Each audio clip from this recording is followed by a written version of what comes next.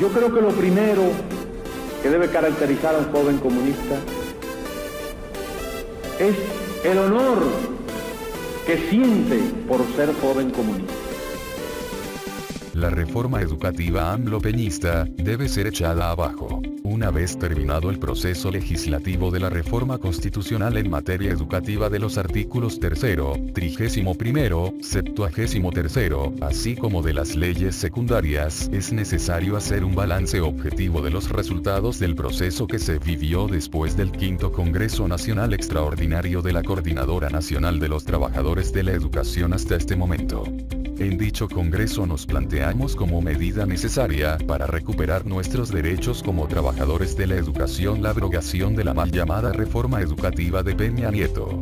A pesar de las declaraciones de AMLO de abrogar la nefasta reforma educativa de Peña, la posición de Esteban Moctezuma fue clara desde el inicio. De la reforma educativa 2013 se conservaría lo útil, es decir, de la reforma quedaría más que la coma, entre ellos, la evaluación a docentes. Los primeros desencuentros se dieron desde la presentación de la iniciativa de reforma, ya que era evidente que se sostiene el modelo neoliberal en la educación y la ley de excepción para los maestros. Esta situación nos obligó a movilizarnos para hacer escuchar nuestra demanda. Así surgieron las jornadas de febrero y marzo. Cabe mencionar que estas actividades se realizaron a pesar de que la dirección estatal no emite las convocatorias en tiempo y forma y, por el contrario, desinforma generando confusión en la intención de desmovilizar. La aprobación de esta reforma se da entre traiciones e información confusa. En los momentos claves del proceso legislativo quedó en evidencia la verdadera posición de los diputados de Morena, incluso de los que se autonombran diputados de la coordinadora. Y qué decir de aquellos que hace unos años impulsaron y defendieron la reforma peñista y escudándose en el argumento de la necesidad de los votos de una mayoría calificada en la Cámara, disimularon su simpatía con las posiciones neoliberales que conservan la reforma educativa dejando de lado una verdadera transformación pedagógica y la restitución de los derechos laborales. Pero también la traición la sentimos por parte de nuestra dirección ya que, teniendo un plan de acción acordado en nuestro quinto Congreso Nacional Extraordinario, no se operó y por el contrario se acepta un acuerdo a todas luces irreal. Aceptar la iniciativa de reforma y a cambio permitirían que la coordinadora interviniera o incluso que redactara las leyes secundarias ya que para su aprobación no se necesita la mayoría calificada. Por lo tanto, se obtuvo una reforma producto de una mezcla amorfa con base en la reforma de Peña Nieto y algunas modificaciones a modo de maquillaje, pero en realidad la perfeccionan, por eso decimos que es una reforma AMLO-peñista. Las leyes secundarias son como las letras chiquitas de los contratos, son aquellas que harán realidad la reforma planteada y se supedita a ella. Por lo tanto, por mucho que se incidiera es posible cambiar la esencia empresarial de la nueva ley. ¿En qué momento cambió el objetivo de exigir la abrogación de la nefasta reforma educativa a simplemente incidir en las leyes secundarias? Si el acuerdo político era redactar las leyes secundarias, ¿por qué se terminó buscando incidir en solo 4 puntos? Analicemos si en verdad la tan cacareada incidencia de la coordinadora en las leyes secundarias permite recuperar derechos perdidos por la reforma educativa. Para iniciar, la existencia misma de la Ley de Servicio de Carrera para Maestros y Maestras, LSCMM, ya mantiene el régimen laboral de excepción para el magisterio que limita los derechos laborales. El artículo 3º debe reconocer el derecho social a la educación, no asuntos laborales. En cuanto a la evaluación, si bien ya no tiene una asociación con la permanencia laboral, debe preocuparnos quiénes estarán al frente de la Comisión Nacional para la Mejora Continua, por el uso que le puedan dar a la evaluación diagnóstica, y la cabida que le den en la toma de decisión al sector empresarial, aunque, bueno, el secretario de Educación pertenece a este sector, no podemos olvidar que la junta directiva de esta comisión será determinada en la Cámara de Senadores, y deberán ser aprobados por 2/3 partes de ellos. Una vez más los acuerdos de partido se impondrán en la educación. Además, el Consejo Ciudadano continúa siendo la ventana para la injerencia del sector privado.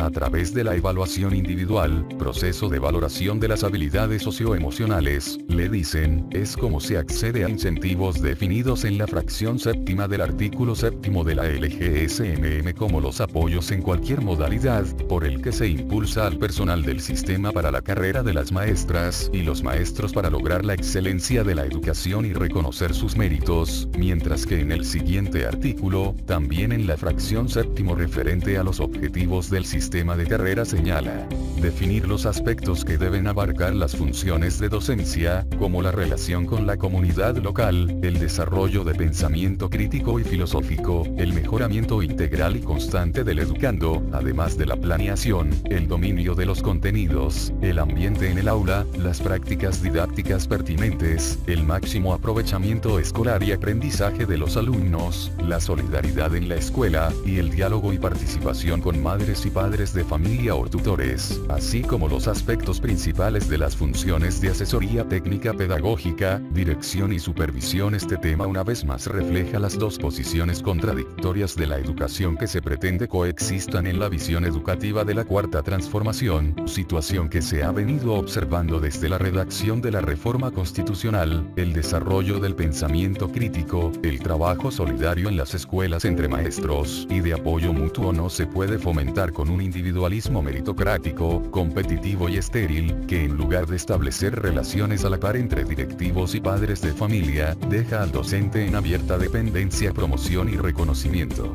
Y es en este último tema donde volvemos a encontrar ambigüedades. En el artículo 35 se menciona, una vez definida la demanda futura por región, se asignan las plazas a los egresados de las escuelas normales públicas, de la Universidad Pedagógica Nacional y de los centros de actualización del magisterio, de conformidad a las estructuras ocupacionales autorizadas en términos de esta ley.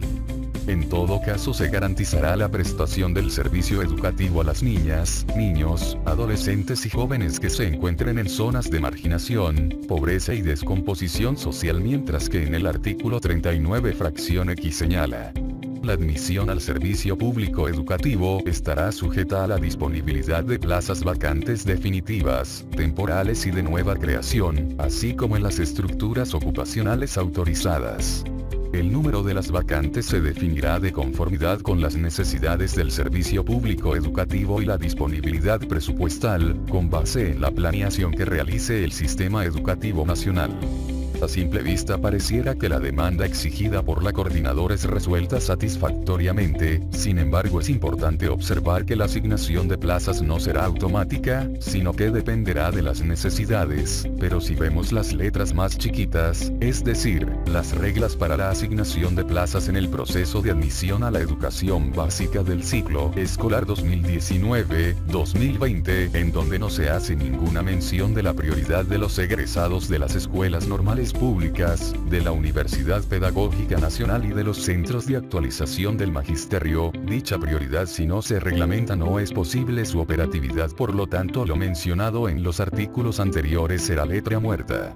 Además, el tema de la estructura ocupacional no es menor, es la que va a definir el número de alumnos por maestro, las necesidades de servicio y, por lo tanto, si existen vacantes, las contrataciones y las promociones, por lo que ese tema afecta a maestros en servicio y a los aspirantes a ingreso, pues si se regula un número alto de alumnos por maestro para reducir la nómina siguiendo la política de austeridad republicana, la implicación afectará el servicio educativo en general, y los más afectados serán los alumnos. Los grupos numerosos son antipedagógicos. En cuanto a la promoción vertical, la promoción horizontal todavía no se reglamenta. El artículo 27 de los lineamientos generales del proceso de selección para la promoción a funciones de dirección y de supervisión en educación básica menciona los elementos multifactoriales a considerar, tales como conocimientos, aptitudes, antigüedad, grado académico. En el caso de la función directiva, se valoran las capacidades de planeación, programación, coordinación, ejecución y evaluación de las tareas para el funcionamiento de las escuelas de conformidad con el marco jurídico y administrativo aplicable. Para apreciar la función de supervisión, se valoran las competencias para garantizar el cumplimiento de las disposiciones normativas y técnicas aplicables, así como las requeridas para apoyar y asesorar a las escuelas en el logro de la excelencia educativa, favorecer favorecer la comunicación entre escuelas, madres y padres de familia o tutores y comunidades, y realizar las acciones necesarias para la debida operación de los planteles, el buen desempeño y el cumplimiento de los fines de la educación, entre otras. A pesar de la exigencia en el perfil para los futuros directores y supervisores, no se cuenta con instituciones públicas adecuadas, por lo tanto, no se han diseñado los programas académicos encargados de la formación profesional del conjunto de directivos escolares, situación que obligará a los interesados en un ascenso vertical a acudir a instituciones privadas para su formación profesional.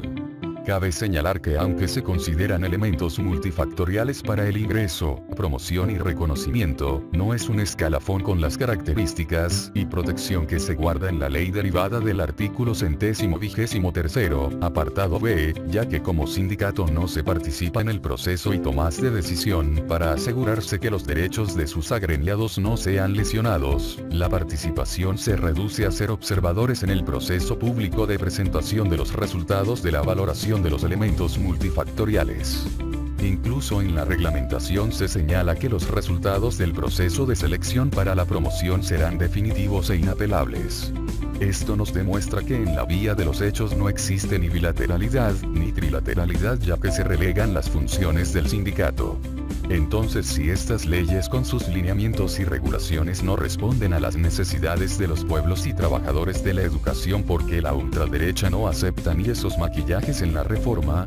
mientras los empresarios sigan viendo la posibilidad de hacer negocios y enriquecerse, habrá interés del sector privado. El dogma de la austeridad tiene como consecuencia inmediata la reducción del presupuesto educativo, lo que abre la puerta a la entrada del dinero privado. Es un sector que siempre ha sido atractivo para el capital, y que en este contexto cobra aún más interés.